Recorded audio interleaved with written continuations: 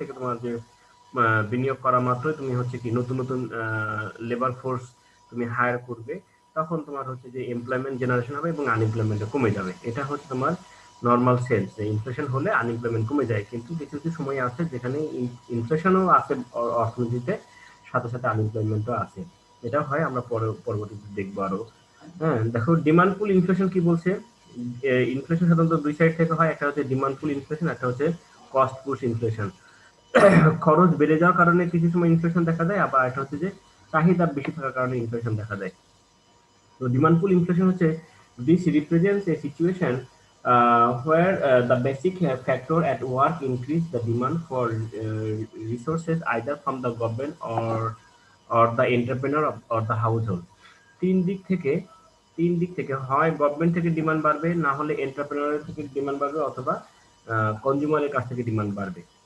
তার মানে হচ্ছে কি, সরকার কোনো কোনো সময় বেশি কেনাকাটা করতে পারে বা বেশি ব্যয় করতে পারে বা ডিমান্ড করতে পারে পণ্য দ্রব্যের। আবার এট এ টাইমে কি হতে পারে, এট এ টাইমে তোমার হচ্ছে যে যারা বিজনেসম্যান বা যারা এন্টারপ্রেনার, তাদের কাছ থেকেও তোমার কি হতে পারে, তোমার হচ্ছে যে ডিমান্ড আসতে পারে। আর কনজিউমারের কথা তো আছেই, আমরা যারা প্রতিদিন যেগুলো কেনাকাটা করি সেখানেও আমাদের হচ্ছে যে জনসংখ্যা বেড়ে যেতে পারে, মানুষের ইনকাম বেড়ে গেলে ডিমান্ড বাড়তে পারে, এই সমস্ত কারণে ডিমান্ড বাড়ে। The result is that আচ্ছা একটা মিনিট একটু হোল্ড করো, আমি একটা ফোনে একটু অ্যাটেন্ড করে নিই।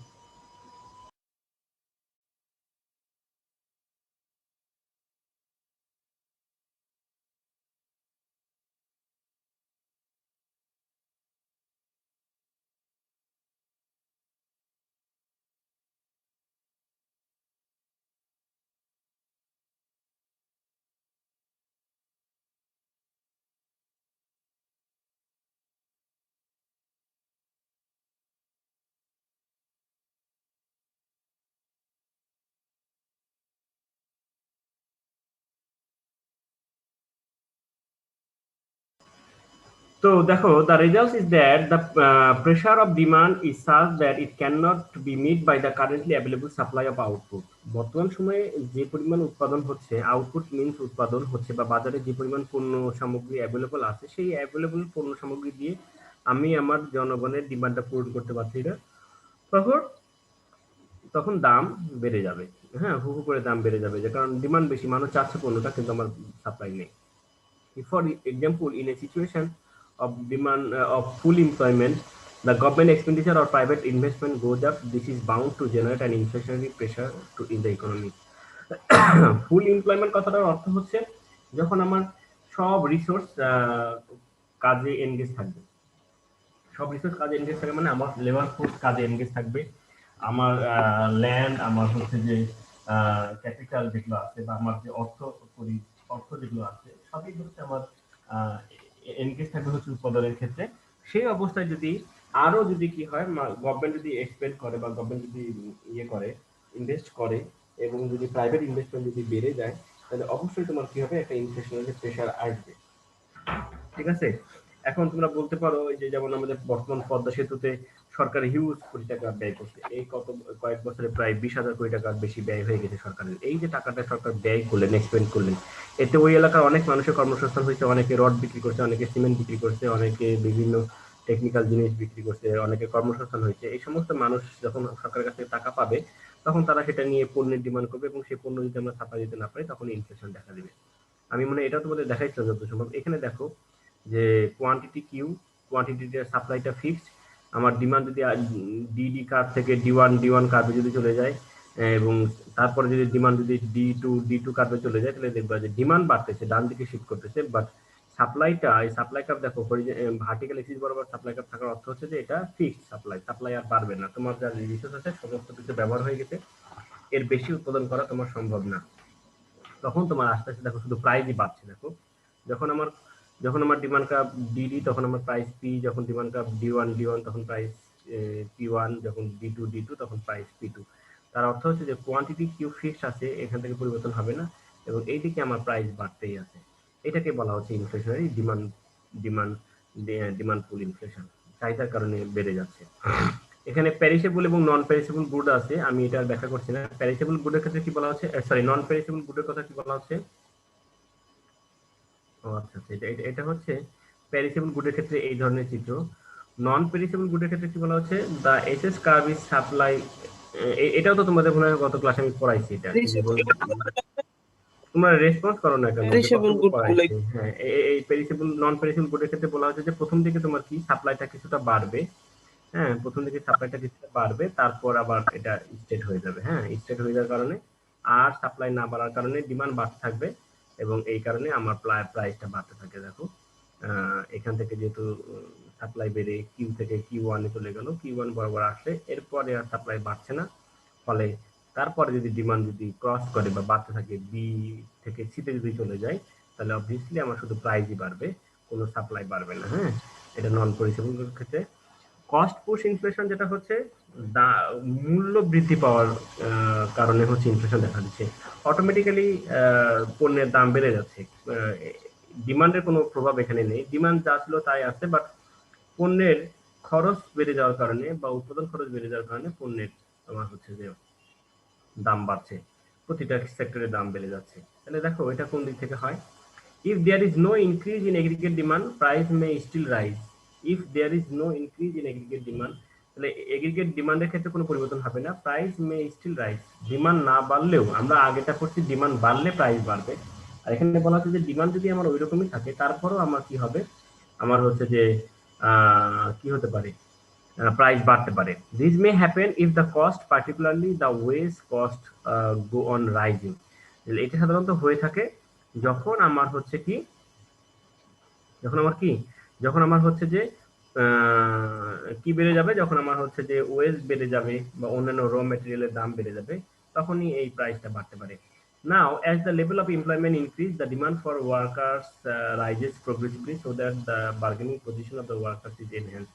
তাহলে লেভেল অফ এমপ্লয়মেন্ট যখন বাড়বে বা বেশ ভালো চাহিদা আছে লেবারের, তখন আমরা কি করি, তখন যারা একটু এক্সপার্ট, যারা একটু ভালো পড়াশোনা জানা, তারা তখন করে বার্গেনিং করে ওয়েজটা বাড়ানোর চেষ্টা করে। হ্যাঁ, যে ঠিক আছে আমার এই কোম্পানিতে ভালো লাগছে না, আমি আরেক কোম্পানি আমার নেওয়ার জন্য প্রস্তুত, আমি চলে যাব, তখন সে বার্গেনিং করে যাবে। এটা হয় অনেক সময় আমরা ব্যাংকিং এ দেখি যে একটা ছোট মফস্বল শহরে ব্যাংকিং 5-7টা ব্যাংক কাজ করছে, এর মধ্যে একটা ব্যাংকের একটা ভালো অফিসার খুব ভালো কাজ করে, ওয়েল বিহেভ, ওয়েল এডুকেটেড, এবং ব্যাংক সম্পর্কে তার একটা ভালো ধারণা আছে। এই লেবারকে তখন দেখা যাচ্ছে যে সব ব্যাংক পাওয়ার জন্য চেষ্টা করে। হ্যাঁ, তখন দেখা যায় যে সেই অটোমেটিক্যালি তার ওয়েজটাকে সে বৃদ্ধি করে দেয়, যে না আমি এই স্যালারি ছাড়া আমি আপনার ব্যাংকে যাব না।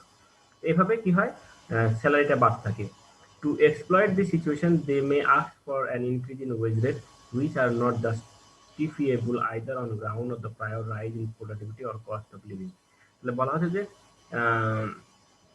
এমপ্লয়মেন্ট ভালো হওয়ার কারণে এই যে লেবারের চাহিদা বেড়ে গেল, এবং সে তখন কি করলো, বার্গেনিং করলো, যদিও এখানে হ্যাঁ তার হয়তো প্রোডাক্টিভিটিটা সেভাবে বাড়েনি, অথবা হচ্ছে যে আনুষঙ্গিক কস্ট অফ লিভিংও বাড়েনি, আমি কেন তাকে বেশি বেতন দিব, বেশি বেতন দিব এই কারণে যে এমপ্লয়মেন্টটা বাড়তেছে, এমপ্লয়মেন্টের অবস্থা খুব ভালো। The employers in a situation of high demand and employment are more agreeable to concede to this wage claim, because they hope to pass on this rise in cost to the consumer in the shape of higher price. তাহলে ঠিক আছে, একজন producer অথবা একজন industrial পিপুল সে কি করতে পারে, বেশি বেতন দিয়ে কি করতে পারে, লেবার হায়ার করতে পারে। তার অর্থ কি এই, সে বেশি ওয়েজ দিচ্ছে, র মেটেরিয়ালের দাম বেশি দিচ্ছে, তাহলে সে কি কম লাভ করবে, তার লাভের অংশ থেকে কি সেটা চলে যাবে? Never thing like that. আসলে সে কি করবে, তার যে কস্টটা বেড়ে যাচ্ছে সে আলটিমেটলি এটা কি করে দিবে, কনজিউমারের উপরে পাস করে দিবে। তার অর্থ হচ্ছে যে সে এভাবেই হিসাব করবে যে প্রতিটা পণ্য উৎপাদন করলে আমার 20% লাভ দরকার, আমি আমার লাভ 20% রাখতে গেলে আমার যদি লেবার কস্ট বেড়ে যায়, তাহলে আমি সেই অনুপাতে আমি কি করবো, পণ্যের দামটা বৃদ্ধি করে দেবো। ওকে, তাহলে এখানে প্রডিউসার কখনোই লস করবে না, প্রডিউসারের যে প্রফিট সে প্রফিটই সে রাখবে। সো তার যে কস্টিংটা বেড়ে যাচ্ছে, প্রোডাকশন কস্ট বেড়ে যাচ্ছে, সে just simply he will transfer this cost to the consumer, that means he will increase the price of his product. তাহলে এই যে সে তার কস্টিংটা জাস্ট পার করে দেওয়ার জন্য সে কি করে দিল, পণ্যের দাম বৃদ্ধি করে দিল। এটা হচ্ছে কস্ট পুশ ইনফ্লেশন। ঠিক আছে, এখন আসো এটা আমরা কিভাবে দেখাবো। কস্ট পুশ ইনফ্লেশন, আচ্ছা ঠিক আছে, সরি, তাহলে গ্রাফটা এখানে থাকলে ভালো হতো। On y-axis, price and x-axis quantity, demand and supply are taken into figure. Initially, DD is the demand curve and S is the supply curve. Equilibrium is at point A. OP is the price. OQ is the quantity demand. And the cost of production, that is transaction cost, transportation cost, raw material cost of production, electricity charge, wage, and other expenses increase due to this SS curve decrease.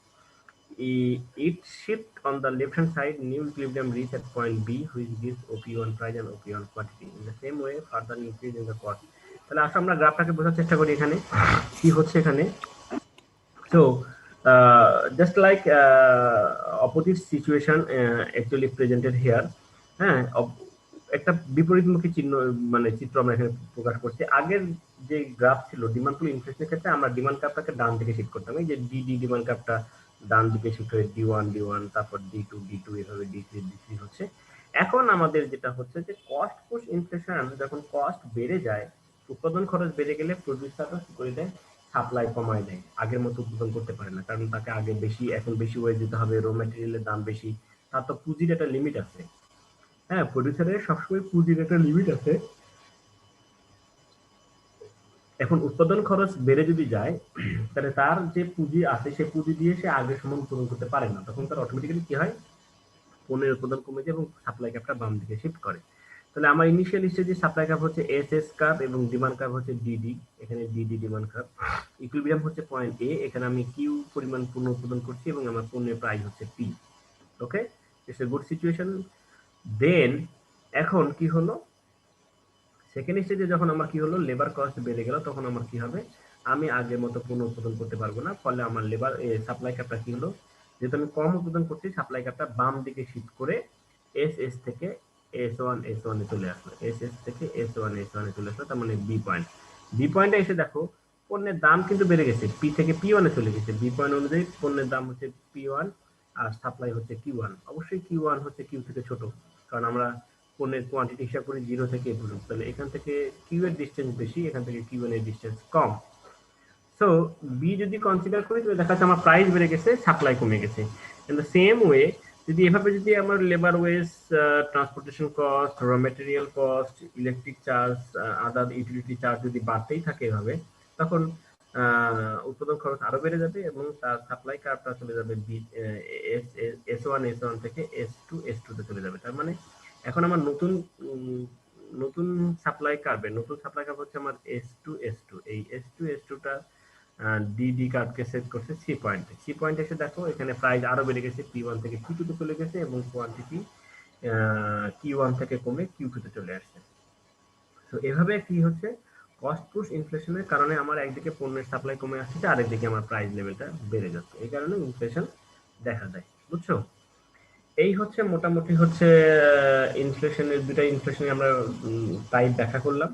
আরো কিছু inflation আছে, সেগুলো আমরা দেখব। এগুলো হচ্ছে যে percentage হিসেবে আমরা সাধারণত অ্যানালাইসিস করি, আর ওগুলো হচ্ছে যে কজ এন্ড ইফেক্ট, বিভিন্ন কারণে বা কি কারণে বাড়ছে, আর এগুলো হচ্ছে আমরা কোনটা কত রেটে বাড়ছে সেই হিসেবে আমরা সাধারণত এটাকে ডিভাইড করে ভাগ করে থাকি।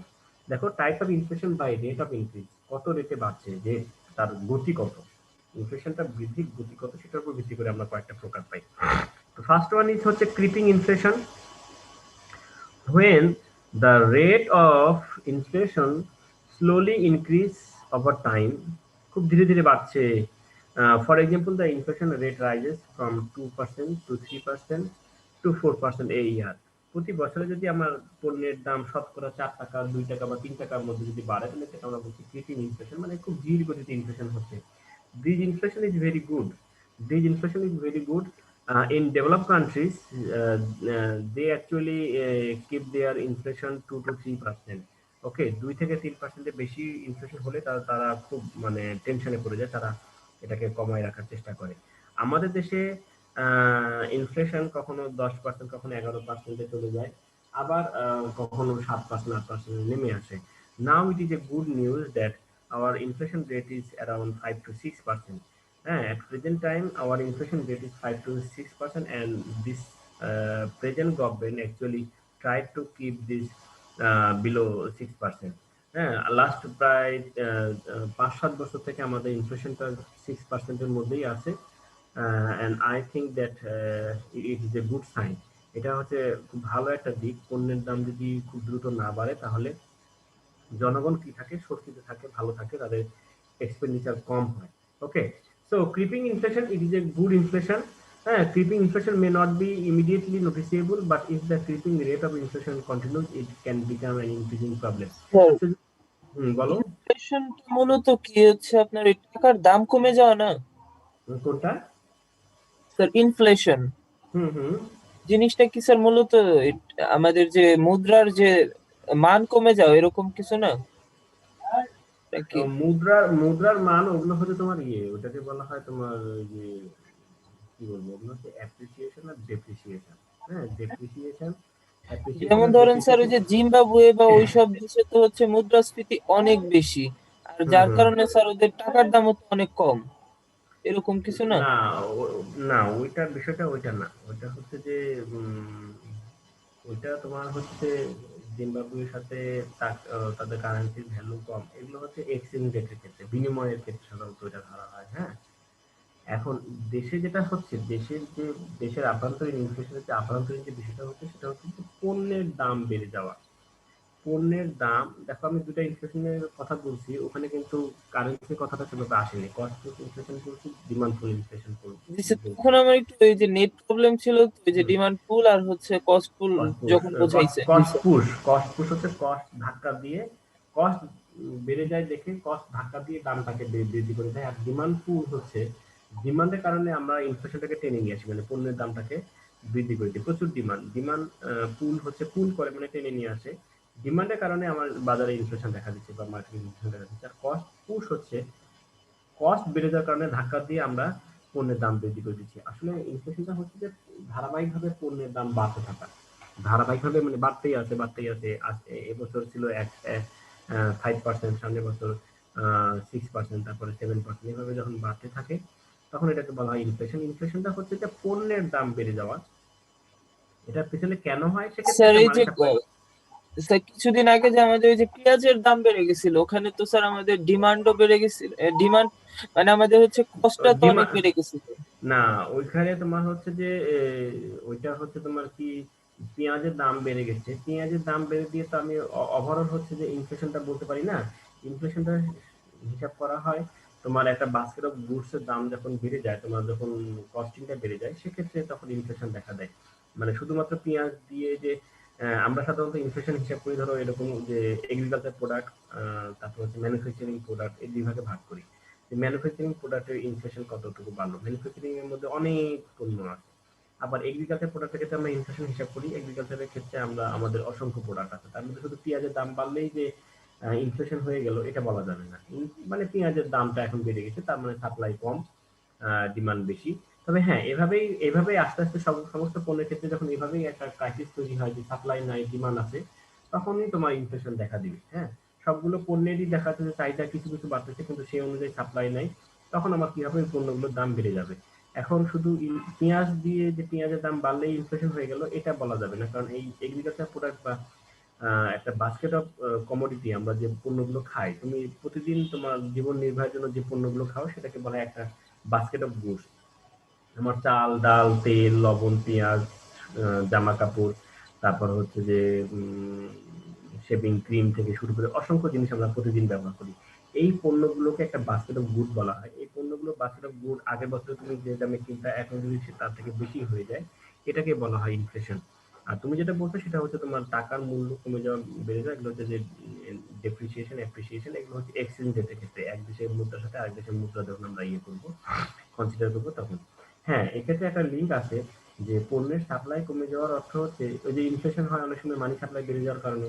তো মানি সাপ্লাই যদি বাড়াতেই আছে, আমি মানি প্রিন্ট করতেই আছি, জনগণের হাতে টাকা আছে, কিন্তু সেই অনুযায়ী উৎপাদন নেই, তখন তোমার কি হবে, কোন টাকার মূল্যটা কমে যাবে। মূল্য মানে হচ্ছে যে আগের বছরে আমি যে বার্গারটা 100 টাকা দিয়ে খেতাম, সেই বার্গারই সেই সাইজের সেই ইনগ্রেডিয়েন্ট দিয়ে তৈরি বার্গার এখন আমি 150 টাকাতে পাচ্ছি না। কেন? কেন পাচ্ছি না? সরকার একদিকে টাকা ছাপাই দিচ্ছে প্রচুর, সবার হাতে টাকা আছে, তার মানে তুমি ধরো একদিন কাজ করলে এখন 1-2 হাজার টাকা ইনকাম করছো। এখন টাকা তো সরকার ছাপায় তোমার হাতে দিয়ে দিল, বা তুমি কাজ করে পেয়ে যাচ্ছ। আগে কাজ করলে 1 ঘন্টা কাজ করলে তুমি 500 টাকা পেতে, এখন 1 ঘন্টা কাজ করলে 2000 টাকা পাচ্ছ। তাহলে তুমি বার্গার কিনতে যাচ্ছ, কিন্তু বার্গার তোমার পাওয়ার জন্য তো তার উপকরণ লাগবে। ওখানে ব্রেড লাগবে, তারপর হচ্ছে তোমার চিজ লাগবে, তারপর তোমার হচ্ছে যে চিকেন লাগবে, বিফ লাগবে। এগুলো তো আর তোমার মেশিনে দিয়ে ছাপানো যায় না, এগুলো তো উৎপাদন করতে হয়। তো এগুলো যখন কম থাকে আর ওদিকে মানুষের হাতে যখন টাকা থাকে, তখন আসলে আমরা এক সেন্সে বলি যে টাকার মূল্য কমে গেছে। কারণ কি, আগে এই বার্গারে আমি 100 টাকা দিয়ে খেতাম, এখন 150 টাকাতে ওই একই কাইন্ডের বার্গার পাচ্ছি, তার মানে আমার এখন 20 টাকা খরচ হয়ে যাচ্ছে। এই সেন্সে ওই টাকার মূল্যটা কমে যায়। ঠিক আছে। আর আরেকটা আমরা বিবেচনা করি বৈদেশিক কারেন্সির সাথে, সেটা তো ওই যে তোমাদের বললাম। তো যাই হোক, তাহলে ক্রিপিং ইনফ্লেশনটা বুঝছো, এটা খুব ধীর গতিতে বাড়বে, মানে এটা 3-4-5% মধ্যে থাকবে। এটা অর্থনীতির জন্য ভালো। এটা এটুকুতে রাখতে পারলে তোমার প্রতি বছর যদি এই হারে যদি পণ্যের দাম বাড়ে, তাহলে মানুষের জন্য খুব একটা বেশি কষ্টকর হবে না। ওয়ার্কিং স্যার ইনফ্লেশন যেটা বলা ইনফ্লেশন হচ্ছে, কি 0% আনা সম্ভব কখনো? মানে ইনফ্লেশন কোনো জিরো কিছু পার্সেন্টে আনা, ইনফ্লেশন 0%, ডিসইনফ্লেশনও তো হয়। ডিসইনফ্লেশন মানে হচ্ছে পণ্যের দাম আগের তুলনায় কমে যাওয়া। পণ্যের দাম আগের তুলনায় কমে যাওয়া। যেমন ধরো এবার কি হলো, এবার গাড়ির দাম, যে গাড়িটা 20 লাখ টাকা ছিল সেই গাড়িটা 15 লাখে পাওয়া যাচ্ছে। যে গাড়িটা 20 লাখ ছিল সেই গাড়িটা 15 লাখ পাওয়া যাচ্ছে। এমন কিছু সময় করোনার কারণে ছিল যে অনেক পণ্যের ক্রেতাই খুঁজে পাওয়া যাচ্ছে না। হ্যাঁ, অনেক পণ্যের ক্রেতাই খুঁজে পাওয়া যাচ্ছে না। মুরগির দাম কমে গেছিল, কারণ হচ্ছে যে মানুষ বের হচ্ছে না, খাচ্ছে না। আবার যখন বার্ড ফ্লু আসে, তখন দেখবে যে মুরগির দাম 100-150 টাকা কেজি মুরগি তখন 90 টাকা 80 টাকা কেজিতে পাওয়া যায়। ডিজ ইনফ্লেশনও হয়, জিরো ইনফ্লেশনও হয়।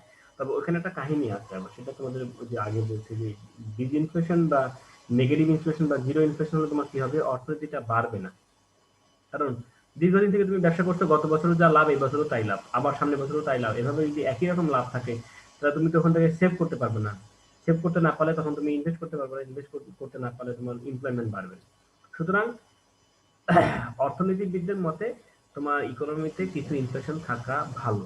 এটা 5-6, উন্নত দেশগুলোতে 3% বা 4%, আমাদের মধ্যে এগুলোতে 5-6% ইনফ্লেশন থাকলে, যখন এটা আমাদের এমপ্লয়মেন্ট ক্রিয়েশনের জন্য হেল্প করে। ঠিক আছে, বুঝতে পারছো? জিরো হতে পারে, জিরো হওয়া মানে হচ্ছে যে অনেক দিন থেকে পণ্যের দাম যা আছে তাই। ওই ধরো আমরা যেমন মনে করো যে 2001 সালে 14 টাকা কেজি চাল খেতাম, মিনিকেট চাল খেতাম 14 টাকা কেজি স্টুডেন্ট লাইফে। এখন সেই চালের দাম এখন হয়ে গেছে 56 টাকা কেজি বা 60 টাকা কেজি। সেটা যদি ওই 2001 সালে 14 টাকা কেজি, যদি 2020 সালে যদি ওই চালের দাম 14 টাকায় থাকতো, এরকম আমি যে শার্ট 100 টাকা দিয়ে কিনি সেই শার্ট এখনো 100 টাকাই আছে, এরকম যদি হতো, তাহলে তোমার ওই জিরো ইনফ্লেশন, মানে পণ্যের দাম বাড়েনি গত 10 বছর 15 বছরে, পণ্যের কোনো দামই বাড়েনি, এটা হচ্ছে জিরো ইনফ্লেশন। কিন্তু এটা ভালো না, এটা ভালো না। বুঝতে পারছো? ওয়ার্কিং ইনফ্লেশন যেটা বলা হচ্ছে, when inflation is in single digit, when inflation is in single digit, less than 10%, less than 10%, তাহলে 10% এর নিচে থাকলে এটাকে আমরা কি বলছি, ওয়ার্কিং ইনফ্লেশন। এটা 2 থেকে 10% মধ্যে থাকতে হবে। At this rate, inflation is not a major problem. এই সময় ইনফ্লেশনটা খুব একটা বেশি বড় প্রবলেম না, but when it rises over 4%, central bank will be increasingly concerned. 4% যখন ক্রস করে, তখন সেন্ট্রাল ব্যাংক সবসময় মনিটর করে যে ঘটনা কি ঘটছে, কেন দামটা বেড়ে যাচ্ছে, আমার কি এখানে র ম্যাটেরিয়ালের দাম বেড়ে যাচ্ছে, নাকি কোনো পণ্যের চাহিদা বেড়ে যাচ্ছে, নাকি অন্য কোনো কারণ। ওনারা তখন ইনভেস্টিগেশন করে, যে actually they are doing research to find out the actual reason why actually there is uh, inflation more than 4%. Working inflation may simply refer to as moderate inflation. এটাকে ওনারা এটাকে বলছে যে moderate inflation বলছে, যেটা আমাদের দেশে এখন বিরাজমান 6%, 7%, কখনো 8% হয়। তো আমাদের এখানে দেখা যায় অনেক সময় এগ্রিকালচারের পণ্যের ইনফ্লেশনটা বেশি হয়, ম্যানুফ্যাকচারিং এর কম হয়, আবার কখনো ম্যানুফ্যাকচারিং কম হয়, এগ্রিকালচার বেশি হয়। এইভাবে একটা এভারেজ ইনফ্লেশন আমরা হিসাব করি, করে আমরা একটা সিদ্ধান্ত নিই যে কি করতে হবে আমাদের। হ্যাঁ, রানিং ইনফ্লেশন বলছে 10-20%. When inflation start to rise at a significant rate, it is usually defined as a rate between 10-20% a year. At this rate, inflation is imposing significant cost on the economy and could easily start to creep higher. তো বলা হচ্ছে যে এই যে inflation যখন তোমার 10 থেকে 20% চলে যাবে, দেখো এখানে বলা হচ্ছে যে চলে যাওয়ার অর্থ হচ্ছে তোমার ক্ষতি হয়ে যাচ্ছে, significant cost on the economy, এটা ইকোনমির জন্য একটা বার্ডেন। ইকোনমির জন্য একটা খরচের খাত হয়ে দাঁড়ায়। মানে আহ, কেন এটা বলা হচ্ছে এরকম, যে ধরো সরকার গত বছরে কৃষকের কাছ থেকে চাল কিনতো, ধরো চাল কিনতে হচ্ছে 20 টাকা কেজি। হ্যাঁ, গত বছরে সরকার কৃষকের কাছ থেকে চাল কিনতো 20 টাকা কেজি, নিয়ে এসে গোডাউনে প্রিজার্ভ করে রাখতো ক্রাইসিস মোমেন্টে দেওয়ার জন্য। হ্যাঁ, এই বছরে ইনফ্লেশন 20%। 20% মানে হচ্ছে প্রতি 100 টাকায় বাড়বে হচ্ছে 20 টাকা। তাহলে প্রতি 100 টাকায় বাড়বে হলো 20 টাকা। তাহলে এখন তার মানে ইনফ্লেশন 20%। দ্যাট মিন সরকারকে আগে যে চাল 20 টাকা করে কিনতে হতো, সেই চাল সরকারকে এবার 24 টাকা করে কিনতে হবে। কেন? ওই যে 20% দাম বেড়ে গেছে। তাহলে 100 টাকা যদি 20 টাকা বাড়ে, তাহলে 20 টাকায় কত বাড়বে? 20 টাকায় হচ্ছে 5 20 তাহলে তোমার হচ্ছে যে অ্যারাউন্ড 24 টাকা, 24 টাকা হয়ে যাবে দাম। তাহলে এই যে গতবার সরকার যে চালটা 20 টাকা কিনতে, এখন সরকারকে কি করতে হচ্ছে? 24 টাকা কিনতে হচ্ছে। ফলে সরকারের কি হলো? খরচ বেড়ে গেল। তাহলে এই ধরনের ইনফ্লেশন থাকলে তোমার হচ্ছে যে কস্টিং বেড়ে যাবে। ঠিক একইভাবে তোমার, তুমি যে বাসায় থাকতা সেটা ভাড়া মনে করো 10,000 টাকা গত বছরে ছিল, এখন সবকিছুর দাম বেড়ে গেছে, ইনফ্লেশন দেখা দিচ্ছে, বাড়ি ভাড়া বাড়ছে। তখন মালিক বলে যে ঠিক আছে, আপনাকে এবার হচ্ছে যে 20% বেশি দিতে হবে। 20% বেশি দেওয়া মানে হচ্ছে যে আপনাকে এবার বাড়ি ভাড়া দিতে হবে 12,000 টাকা করে। তো তোমার কস্ট বেড়ে যাবে না? কস্ট বেড়ে যাবে। এই বলা হচ্ছে যে 10 থেকে 15% হলে তোমার চাপ আসে, কস্টিং বেড়ে যায়। স্যার ইনফ্লেশন কি নেগেটিভ হতে পারে? হ্যাঁ, হতে পারে, একটু আগে তো বললাম নেগেটিভ হতে পারে। ওটাকে বলা হয় ডিসইনফ্লেশন। ডিসইনফ্লেশন মানে হচ্ছে যে পণ্যের দাম কমে যাওয়া। যেমন ধরো এই যে কোভিড-19 এর কারণে অনেক পণ্যের দাম কমে গেছে না? আমি একটা উদাহরণ বললাম, ম্যানুফ্যাকচারিং পণ্যের দাম অনেক কমে গেছে। তোমার হচ্ছে যে গাড়ির দাম, মোটরসাইকেলের দাম, তারপর হচ্ছে যে এই স্নো পাউডার, শ্যাম্পু, এগুলো অনেক প্রাইস কমে গেছিল। কারণ ক্রেতা নাই তো, কেউ কিনছে না। তাহলে তোমার কি হবে? তার মানে হচ্ছে যে পণ্য গত বছর তুমি যে দামে পণ্য চেয়েছো, এবার সেই তার তুলনায় কম দামে পণ্য পেলে। ঠিক আছে? বুঝছো কথাটা কি বলছি? জি স্যার, বুঝছি স্যার। নেগেটিভ হতে পারে। আমাদের দুইটাই দুইটাই সমস্যা। নেগেটিভ হলেও সমস্যা, বেশি পজিটিভ হলেও সমস্যা। নেগেটিভ হলেও যে বললাম যে এমপ্লয়মেন্ট জেনারেশন হবে না। আর সবথেকে বেশি যদি পজিটিভ বেশি হয়ে যায়, তাহলে তোমার কি হবে? তোমার লিভিং কস্ট বেড়ে যাবে। এটা গ্যালোপিং ইনফ্লেশন কি বলছে? 20 to 1,000%। This is an inflation rate between 20% up to 1,000%। At this rapid rate of price increase, inflation is a serious problem and will be challenging to bring under control.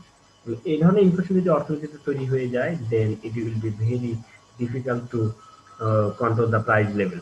হ্যাঁ, এটাকে আর ফিরিয়ে আনা অনেক difficult হয়ে যায়। সরকারকে আবার স্বাভাবিক অবস্থায় নিয়ে আসা আর সম্ভব হয় না। Some definition of galloping may be between 20 to 100%. There is no universally agreed definition, but hyperinflation usually implies over 1,000 a year. বলছে যে গ্যালোপিং ইনফ্লেশন 20-র উপরে, 20 থেকে 100% পর্যন্ত হতে পারে। কেউ কেউ বলছে যে 20 থেকে 100% পর্যন্ত, কেউ কেউ বলছে 20 থেকে 1,000 পর্যন্ত। বাট লাস্ট যে ডেফিনেশন হচ্ছে হাইপার ইনফ্লেশন। এইটা বলা হচ্ছে যে হাইপার ইনফ্লেশন তখনই তাকে আমরা বলবো যখন এই ইনফ্লেশন রেটটা মোর দেন 1,000 থাকে। 1,001, 1,002% যে ইনফ্লেশন হয় সেটাকে বলা হচ্ছে হাইপার ইনফ্লেশন। তাহলে hyper inflation usually involve prices changing so fast that it becomes a daily occurrence, and under hyperinflation the value of money will rapidly decline. বলা হচ্ছে যে প্রতিদিনই দাম বেড়ে যাচ্ছে। আজকে যে পণ্য তুমি 10 টাকা খেতে, কালকে সে পণ্য তুমি 15 টাকা খাচ্ছ, তারপরের দিন 20 টাকা, তারপরের দিন 30 টাকা, এভাবে প্রতিদিনই দাম বেড়ে যাচ্ছে। এটাকে বলা হচ্ছে হাইপার ইনফ্লেশন। এবং এইটা অর্থের ভ্যালুটাকে খুব দ্রুত কমিয়ে দেয়। অর্থটা আর তেমন একটা কার্যকরী থাকে না, কারণ এইভাবে যদি দাম বাড়তে থাকে, তোমাকে প্রচুর টাকা নিয়ে যেতে হবে ছোট একটা জিনিস কেনার জন্য। তাহলে বুঝতে পারলা, ইন্টারেস্ট রেটের বা রেট অফ ইনফ্লেশন উপর ভিত্তি করে আমরা এই 5 ধরনের ইনফ্লেশন পেয়ে থাকি।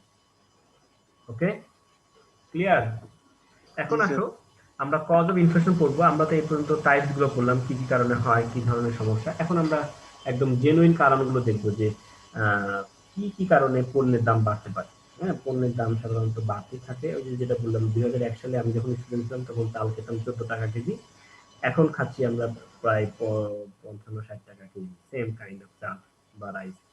আবার আমাদের 2001 সালের দিকে হয়তো লেবার কস্ট ছিল পার ডে এই 30 টাকা 40 টাকা করে। এখন 2020 সালে এসে গেছে যে ডে লেবার, যারা প্রতিদিনই যারা কাজ করে, তাদের লেবার কস্ট চলে আসে 400 থেকে 500 টাকা। তো there is a huge amount of wage actually increase between these 20 years. এই 20 বছরের মধ্যে প্রচুর পরিমাণে ওয়েজ বেড়ে গেছে। তার মানে ইনফ্লেশন আমাদের ছিল। তুমি হিসাব করে দেখো প্রতি বছরে ওই 6%, 7%, 8% রেটে হিসাব করলে তুমি এই বর্তমান ওয়েজের পেয়ে যাবে। যে 40 টাকা থেকে বাড়তে বাড়তে কিভাবে আজকে 500 টাকা চলে আসলো। তাহলে the basic causes of inflation is when aggregate demand for output tend to be excessive in the relation to the supply of output. তাহলে আমাদের বেসিক ইনফ্লেশনের কারণ হচ্ছে যে আমাদের সাপ্লাই তুলনায় যখন আমার কি হবে ডিমান্ড বেড়ে যাবে মানে তখন আমি এটাকে ইনফ্লেশন বা কারণ বলবো বা পেছনে এগ্রিগেট ডিমান্ডটা বেড়ে গেলে। তাহলে ডিমান্ডটা কি কারণে বাড়তে পারে? মানুষের ডিমান্ডটা কি কারণে বাড়বে? আমি যে আগে যে পণ্যটা খেতাম এখন সে তার থেকে বেশি পণ্য আমি চাহিদা করছি বা বেশি খেতে চাচ্ছি, সেটার পেছনে কারণ কি? কি কারণে হতে পারে? দেখো, increase in money supply. Increase in money supply, যখন মানি সাপ্লাই বেড়ে যাবে তখন তুমি আগের তুলনায় বেশি পণ্য খেতে পারবা। মানি সাপ্লাই বেড়ে যাওয়ার অর্থ হচ্ছে তোমার পকেটে বেশি টাকা চলে আসবে, যে কোনো ওয়েতে হোক। তুমি একটা ছোট ফার্মে কাজ করো বা তুমি একটা বড় অফিসার বা তুমি একটা বিজনেসম্যান, যখনই মানি সাপ্লাই বেড়ে যাবে সেই টাকাটা কোনো না কোনোভাবে জনগণের পকেটেই চলে আসবে। তো মানি সাপ্লাই বাড়লে ডিমান্ড বাড়তে বাধ্য। মানি সাপ্লাই বাড়া মানে হচ্ছে তুমি আগে যে কাজ করে যে টাকা পেতে এখন তার থেকে ডাবল টাকা পাচ্ছ। ডাবল টাকা পেলে তুমি কি করতে? আগে হয়তো হাফ কেজি বা 1 কেজি বিফ খেতা, এখন তুমি 1.5 থেকে 2 কেজি বিফ কিনছো। আগে তুমি হয়তো মাসে 1 মাসে হয়তো দেখা যাচ্ছে যে বা 2 মাসে একদিন খাসি মাংস কিনতে, এখন তুমি প্রতি মাসে খাসি মাংস কিনছো। মানে মানি সাপ্লাই বেড়ে গেলে ডিমান্ড বাড়বে। Increase in disposable income. Disposable মানে হচ্ছে ব্যয়যোগ্য আয়, ব্যয় মানে যে টাকাটা তুমি ব্যয় করতে পারো। তাহলে আমরা যে চাকরিজীবী, আমরা যে টাকাটা পাই বা যারা বিজনেসম্যান তারা যে টাকাটা ইনকাম করে কাজ করে বা ব্যবসা বাণিজ্য বা চাকরি করে, হ্যাঁ, সেটা কি তোমার হচ্ছে যে ইয়ে হয়, সেটা কি আমরা পুরোপুরি খরচ করতে পারি? আমরা পুরোপুরি খরচ করতে পারি না। একটা মিনিট একটু প্লিজ। ইনকামটা হচ্ছে তোমার ব্যয়যোগ্য আয় যদি তোমার বেশি হয়। ব্যয়যোগ্য আয় হচ্ছে আমরা যা ইনকাম করি সেটা পুরোপুরি ব্যয় করতে পারি না। তার অর্থ হচ্ছে এখানে সরকারকে ট্যাক্স দিতে হয়। যারা বিজনেসম্যান তারা সরকারকে ট্যাক্স দেয়, ডিভিডেন্ড দেয়, অনেক কিছু আছে। তারপরে আমরা টাকাটা ব্যয় করতে পারি। ঠিক আছে? ইনক্রিজ ইন ডিসপোজেবল ইনকাম, ব্যাংকের ইন্টারেস্ট দিতে হয় সমস্ত কিছু। তাহলে দেখা যাচ্ছে যে সামহাও সরকার তোমার ইনকাম ট্যাক্সটা কমিয়ে দিল। যেমন এই বছর আমরা একটা সুবিধা পেয়েছি যে 3 লাখ টাকা পর্যন্ত, আগে 2.5 লাখ টাকা পর্যন্ত ইনকাম ছিল হচ্ছে ট্যাক্সের বাইরে।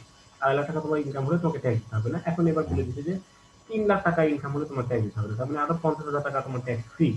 তারপর বলে দিচ্ছে যে 3 লাখ থেকে 4 লাখ, যাদের মানে 3 লাখের পর যদি আরো তোমার 1 লাখ টাকা ইনকাম থাকে সেই টাকার উপর তোমাকে 5% দিতে হবে, যেটা আগের বছরে 10% দিতে হতো।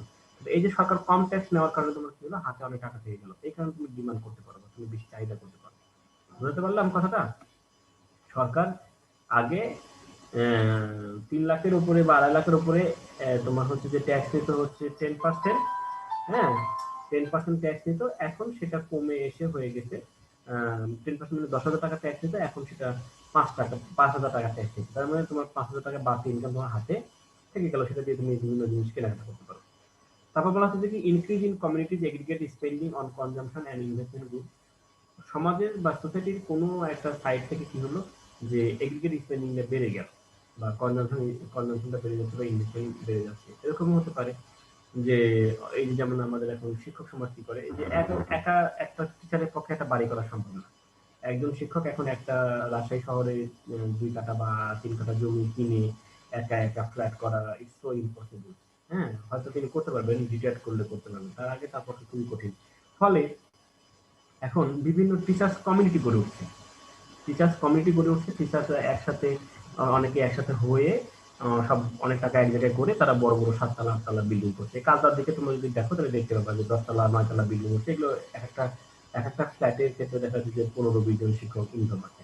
মানে এই যে কমিউনিটি তারা এক্সপেন্ড করছে, এক্সপেন্ডের কারণে অনেকে কর্মসংস্থান হচ্ছে, অনেক কেনাকাটা হচ্ছে। তখন তোমার ডিমান্ড বেড়ে যাচ্ছে, ডিমান্ড বাড়লে তোমার দাম বেড়ে যাবে। শোনো, আমার মনে হয় 10টা 15-তে ক্লাস ডিসকানেক্ট হয়ে যেতে পারে। আমি যদিও কন্টিনিউ করব। যদি ডিসকানেক্ট হয়ে যায় তোমাদের আমি অ্যাটেন্ডেন্স দিয়ে দিব। আবার লগ ইন করার দরকার নেই। তাহলে ক্লাসটা আজকে এখানে পোস্টপোন হবে। আজকে কি 29 জন অ্যাটেন্ড আছো? ভালো সংখ্যা। ঠিক আছে? জি স্যার। শুনতে পাচ্ছো? জি স্যার, সবাই উপস্থিত আছে। হ্যাঁ, সবাই উঠতেছে, সবাইকে অ্যাটেন্ডেন্স দিয়ে দিব। আর জি হচ্ছে স্যার। যে ডিসকাউন্ট হয়ে যেতে পারে, কারণ আমি ওই যে শিডিউলটা আবার এমপি এর ক্লাস নিব, তো এই জন্য শিডিউলটা সবাই পাইনি।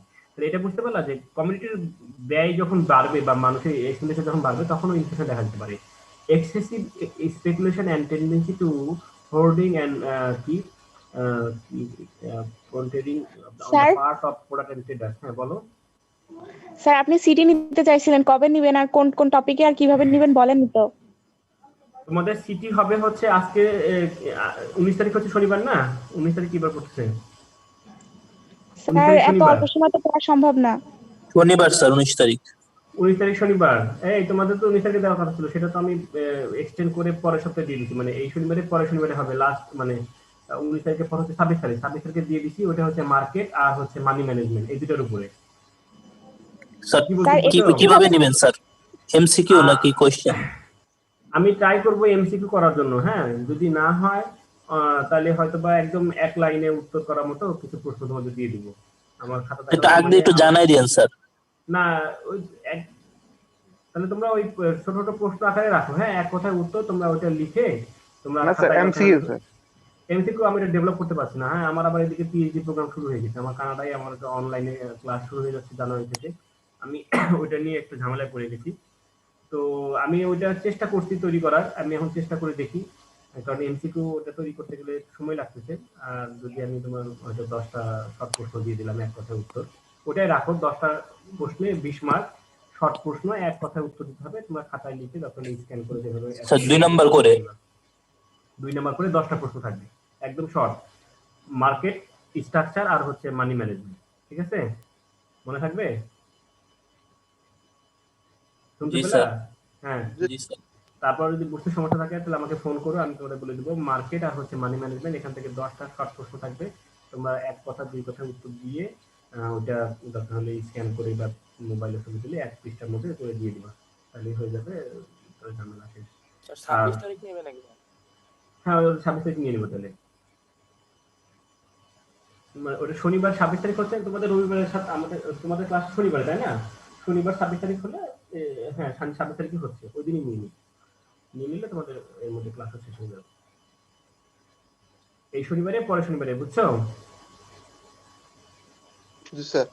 তাহলে এখানে কি হলো, তাহলে দেখো যে কোথায় পড়াছিলাম, দেখো ওটা পার হয়ে গেছে। Excessive speculation and tendency to hoarding and, এটা লেখাটা বোঝা যাচ্ছে না, profiteering on the part of producers and traders.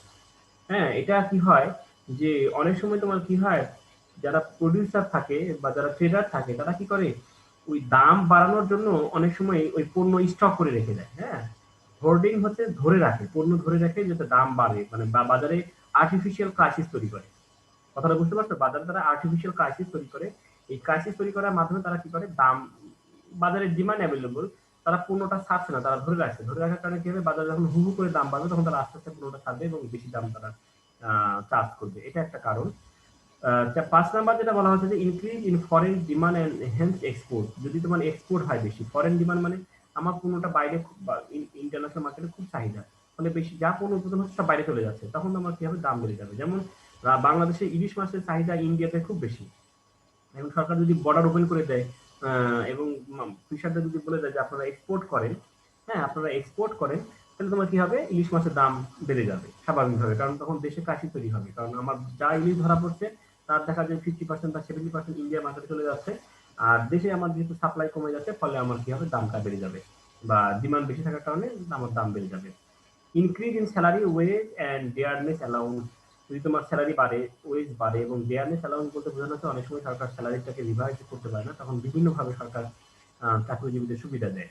যে ঠিক আছে, আপনাকে লামসাম আমি আপনার থোক বরাদ্দ 5,000 টাকা করে বৃদ্ধি করে দিলাম, অথবা কোনো একটা জায়গাতে সরকার বড় একটা ডেয়ারনেস অ্যালাউন্স দিয়ে দিল। এই সমস্ত কারণে মানুষের পকেটে টাকা চলে আসে এবং মানুষ বেশি ডিমান্ড করে, ফলে তোমার পণ্যের দামটা বেড়ে যায় এবং ইনফ্লেশন দেখা দেয়। ইনক্রিজ ইন পপুলেশন, যদি তোমার জনসংখ্যা বেড়ে যায়, জনসংখ্যা যদি বেড়ে যায় তাহলে কি হবে, অবভিয়াসলি ওই বাড়তি যে জনসংখ্যা তারা ডিমান্ড করবে, তারা কনজিউম করবে, তাহলে তারা যখন কনজাম্পশন করতে যাবে তখন তাদের কি হবে, ওই পণ্যের চাহিদা করবে এবং পণ্যের দামটা বাড়তে থাকবে। তাহলে ইনক্রিজ ইন ডিমান্ড, ডিমান্ডটা বাড়ার পেছনে এই 7টা কারণ তোমাদের আমি দেখালাম। Generally, the most important cause of inflation is excessive public expenditure financed by deficit financing during war or on the implementation of plan for economic development. The newly created money increase government. The newly created money increase government demand for goods and services and also the purchasing power of the people through increase in disposable income. তাহলে আমরা বলতেছি যে inflation বৃদ্ধির পেছনে সবচেয়ে বড় কারণ হচ্ছে গভর্নমেন্ট এক্সপেন্ডিচার। এই যে অনেক সময় দেখবা যে যারা যে গভর্নমেন্ট গুলো হচ্ছে জনগণের জন্য কাজ করে বা তারা দুইভাবে হতে পারে, অনেকে আছে বড় বড় মেগা প্রজেক্ট নেয় চুরি করার জন্য, অনেকে আছে মেগা প্রজেক্ট নেয় যে ঠিক আছে জনগণের কল্যাণ হবে। তো সরকার যদি এইভাবে বেশি ব্যয় করে তাহলে তোমার ইনফ্লেশন দেখা দেয়। কেন? সরকার যখন ব্যয়গুলো করে তখন আলটিমেটলি টাকাগুলো খুব দ্রুত বিভিন্ন শ্রেণীর মানুষের পকেটে চলে আসে কাজের মাধ্যমে। তাহলে আমি যদি এখন তোমাদের বলি, সরকার ব্যয় করতে পারে একটা যুদ্ধকালীন সময়, আপৎকালীন সময় ব্যয় করতে পারে, আর একটা করতে পারে বিভিন্ন রকম প্ল্যান বাস্তবায়ন করার জন্য। So now we have no war, আমাদের দেশে এখন কোনো যুদ্ধ নেই, সুতরাং but the present government has huge number of large projects like তোমার হচ্ছে যে রূপপুর পারমাণবিক বিদ্যুৎ কেন্দ্র, ঢাকা চিটাগাং, ঢাকা ময়মনসিংহ, ঢাকা রংপুর, ঢাকা রাজশাহী 4 লেন প্রজেক্ট, তারপর হচ্ছে পদ্মা সেতু, তারপর হচ্ছে পায়রা স্থল বন্দর, সমুদ্র বন্দর, তারপর হচ্ছে তোমার কোথায় জানি একটা বড় বিমানবন্দর করবে, তারপর ঢাকা মেট্রো রেল। এই যে লার্জ প্রজেক্ট গভর্নমেন্ট নিচ্ছে, এই প্রজেক্টগুলো নেওয়ার ফলে প্রচুর মানুষের কর্মসংস্থান হচ্ছে এবং এখানে স্যালারি গুলো অনেক হাই, ফলে মানুষের ইনকাম লেভেলটা বেড়ে যাচ্ছে এবং সেখান থেকে আস্তে আস্তে ইনফ্লেশন দেখা দিচ্ছে। ঠিক আছে, কথা বুঝতে পারলা? হ্যালো? জি স্যার, বুঝছি স্যার। হ্যাঁ, তাহলে এই ধরনের বড় বড় প্রজেক্ট নেওয়ার কারণে এগুলোতে গভর্নমেন্টকে প্রচুর খরচ করতে হয় এবং সরকার এই খরচগুলো করে থাকে ডেফিসিট ফাইন্যান্সিং মাধ্যমে, মানে সরকার ধার করে, বিদেশ থেকে লোন নেয়, দেশের ডোমেস্টিক ব্যাংকগুলো থেকে লোন নেয়, এইভাবে লোন নিয়ে সরকার কি করে এই টাকাগুলো মিট আপ করে, তখন হিউজ টাকা বাজারে চলে আসে এবং মানুষের কাজের মাধ্যমে হোক অথবা বিভিন্ন মাধ্যমে কেনাবেচা বা পণ্য বিক্রি করে হোক মানুষের হাতে টাকা আসে এবং সেই টাকা দিয়ে তারা পণ্য ডিমান্ড করে। একজন বিজনেসম্যান যখন রড বিক্রি করবে, সিমেন্ট বিক্রি করবে পদ্মা সেতুতে, তখন সে বিক্রি করার পর ওই টাকা দিয়ে তার পরিবারের জন্য আরো নতুন নতুন জিনিসপত্র কিনবে। আমি যদি পদ্মা সেতুতে একটা কাজ পাই ইঞ্জিনিয়ার হিসেবে অথবা একজন ওয়ার্কার হিসেবে, তাহলে আমি একটা ভালো স্যালারি পাবো, সেখান থেকে আমি আমার পরিবারের জন্য বিভিন্ন পণ্য কিনবো, বাচ্চার জন্য, ওয়াইফের জন্য, বাবা মার জন্য, সবার জন্য আমি বিভিন্ন জিনিস ডিমান্ড করবো। এই কারণে তখন পণ্যের দামগুলো বেড়ে যায়। হ্যাঁ, তারপর বলা হচ্ছে কি, যেহেতু লাইন কাটছে না, আমরা ক্লাসটা একটু কন্টিনিউ করি। No corresponding increase in output of good and services. No corresponding increase in output of good and services. এই সময় দেখা যাচ্ছে, আমরা তো একটা দেখলাম যে বিভিন্ন কারণে ডিমান্ড বেড়ে যাচ্ছে, আরেকটা হচ্ছে যে সাপ্লাই বাড়াতে পারছি না আমি, কোনোভাবে আমার জনগণ বেড়ে যাচ্ছে, মানুষের হাতে ইনকাম আছে, কিন্তু আমি পণ্যের উৎপাদন বাড়াতে পারছি না। Somehow my mechanism has not work properly. সেটা কি কারণ হতে পারে? Deficiency of capital equipment. আমার বড় বড় যন্ত্রপাতি নেই বা ভালো ভালো মূলধনী যন্ত্রপাতি নেই, যার কারণে আমি উৎপাদন বাড়াতে পারছি না। যেমন একসময় বলা হতো যে বাংলাদেশের মানুষ না খেয়ে মারা যাবে, 12 কোটি মানুষ, উৎপাদন এই কৃষি জমি দিয়ে উৎপাদন হওয়া সম্ভব না। তো সেটা আমরা কিভাবে মোকাবিলা করতে পারছি? আমাদের হিউজ ক্যাপিটাল ইকুইপমেন্ট বা আমাদের যন্ত্রপাতি আসছে, কৃষি গবেষণা হচ্ছে। যে জমিতে আগে 15 মণ ধান হতো সেখানে এখন 30 মণ ধান হচ্ছে। যে পেঁপে গাছে আগে সারা বছরে 1 মণ পেঁপে পাওয়া যেত, সে পেঁপে গাছে এখন 3 মণ 4 মণ পেঁপে পাওয়া যাচ্ছে। যে বড়ই গাছে আগে ছোট ছোট বড়ই ধরতো সেখানে এখন বড় বড় বড়ই ধরছে। তাহলে এই যে একটা টমেটো গাছে আগে দেখা যাচ্ছে যে 3 কেজি 4 কেজি টমেটো পাওয়া যেত, এখন সেখানে 10 কেজি টমেটো পাওয়া যাচ্ছে। এই যে একটা চেঞ্জ, ক্যাপিটাল ইকুইপমেন্ট, নতুন নতুন টেকনোলজি আমার দেশে আসছে, এটার ক্ষেত্রে যদি ডেফিসিয়েন্সি থাকে, ঘাটতি থাকে, যদি না থাকে, তাহলে তুমি উৎপাদন বাড়াতে পারবে না। আর উৎপাদন বাড়াতে না পারলে, আমার তো পপুলেশন বাড়ছে, আমার মানুষের ইনকাম বাড়ছে, তখন তোমার কি হবে? স্কার্সিটি তৈরি হবে এবং সেখানে পণ্যের দাম বেড়ে যাবে, কারণ পণ্য তো আমার সরবরাহ হচ্ছে না। Scarcity of other complementary factor of production like skilled labor, technician, essential raw material, lack of dynamic entrepreneur, এই সমস্ত কারণে তোমার কি হতে পারে? পণ্য উৎপাদন বাড়বে না। আর পণ্য উৎপাদন না হলে তোমার কি হবে? চাহিদা থাকার কারণে তোমার হচ্ছে যে ইনফ্লেশন দেখা দিবে। Increase in export for earning the required foreign exchange. Increase in export for earning the required foreign exchange. এই যে এক্সপোর্ট বাড়ার কারণে তোমার কি হবে? পণ্যের ক্রাইসিস দেখা দিবে। তার মানে তোমার যা উৎপাদন হচ্ছে দেশের মার্কেটে বিক্রি না হয়, সব বিদেশে চলে যাচ্ছে। ফলে স্বাভাবিকভাবে তোমার কি হবে? উম, স্বাভাবিকভাবে তোমার কি হচ্ছে, পণ্যের শর্টেজ হচ্ছে এবং তোমার দাম বেড়ে যাচ্ছে। Increase in import owing to war or restriction on import necessitated by an adverse balance of payment and effort to rectify it. Decrease in import, যদি ইম্পোর্ট কমে যায়, তুমি ইম্পোর্ট করতে পারছো না, বিভিন্ন কারণে, যুদ্ধের কারণে হতে পারে, তোমার ব্যালেন্স শিটের ঘাটতির কারণে হতে পারে, তুমি অলরেডি প্রচুর ইম্পোর্ট করে ফেলছো, টাকা দিতে পারছো না, তুমি কি ইম্পোর্ট করতে পারবা? আর পারবা না। ইম্পোর্ট করতে গেলে তোমাকে এক্সপোর্ট করতে হবে। আমাদের দেশে যেমন ইম্পোর্ট বেশি, এক্সপোর্ট কম, আমরা বিদেশ থেকে বেশি আমদানি করি, রপ্তানি করি কম। তাহলে আমরা বাকি এক্সপোর্ট কম করছি, ইম্পোর্ট বেশি করছি, তাহলে বাকি ফরেন কারেন্সি কোথা থেকে পাচ্ছি আমরা বলতো?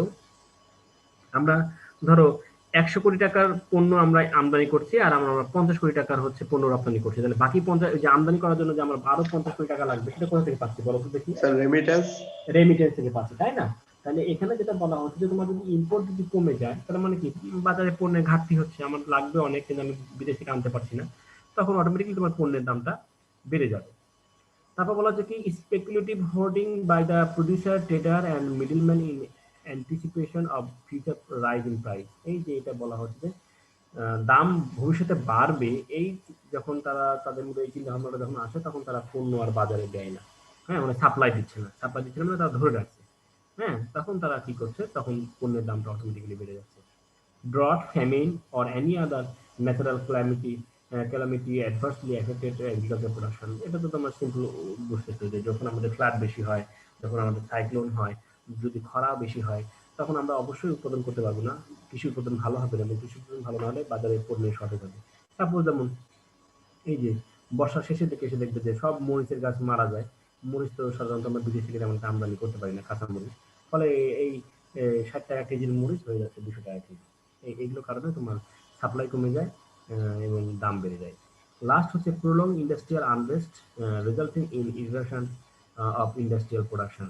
অনেক সময় শিল্পক্ষেত্রে তোমার কি হয়, আনরেস্ট দেখা দেয়, স্ট্রাগল দেখা দেয়, ওই তোমার হচ্ছে যে ওয়েজ নিয়ে, বিভিন্ন দাবি দাওয়া নিয়ে, এগুলো নিয়ে যখন আনরেস্ট দেখা দেয়, তখন পণ্য উৎপাদন কমে যায়। পণ্য উৎপাদন কমে গেলে তখন তোমার কি হবে, অটোমেটিক্যালি তোমার দাম বেড়ে যাবে। যে প্রোডাকশনটা হ্যাম্পার হচ্ছে, লেবাররা কাজ করছে না, এবং হচ্ছে যে তোমার উৎপাদন কমে গেছে, উৎপাদন কমে গেলে সাপ্লাই কমে যাবে, সাপ্লাই কমে গেলে পণ্যের দামটা বেড়ে যাবে। তাহলে এই মোটামুটি আলোচনা, ইনফ্লেশন আর একটু হয়তো এটাতে আছে আলোচনা, আমরা নেক্সট ক্লাসে এটা শেষ করবো, করে আর একটা পয়েন্ট পড়াই তোমাদের শেষ করে দেবো ক্লাস। তো আজকের ক্লাসটা এখানে রাখি তাহলে, ঠিক আছে? আমি সবাইকে অ্যাটেন্ডেন্স দিয়ে দিচ্ছি। আজকে হচ্ছে কত তারিখ? 17 তারিখ। জি স্যার। 17 তারিখ। তো তোমাদের সাথে আমার কবে দেখা হবে আবার? বৃহস্পতিবার, শনিবার, তাই না? শনিবারে দেখা হবে স্যার। শনিবার দেখা হবে, শনিবার 2টায়, তাই না? ঠিক আছে, জি স্যার। আচ্ছা, ওকে, তাহলে ভালো থাকো। আসসালামু আলাইকুম। সাবধানে থাকো, দেখা হবে। হ্যাঁ, আচ্ছা, খোদা হাফেজ।